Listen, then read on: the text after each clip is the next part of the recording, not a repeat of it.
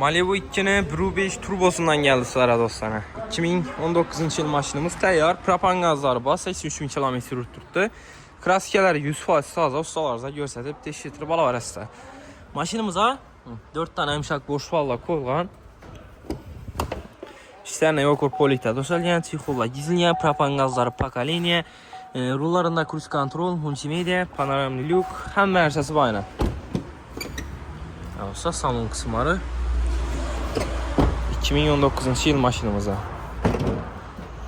Ben de yine zapaskiya balonu, propan gazları, hem versesi var. Brew 5 turbo maşinimiz. Gəlibəylə körüb ustalarca teşhirtirib alaverəsizlər 2019 yıl. 83 bin probek. 260 milyon son baxası, naqd pul olsa üstündə gəzdirib bərəmiz. Avtokreditə 35 milyon son bilən çıxadı. Pillusa Tariskay klasslar 8 milyon 400 min somdan 4 yıla aylık tolov. Barterəm maşinlarınız bol adam olsa kesizdən üstündə pulunu gəzsək dostlar, barterəm klavarəmiz.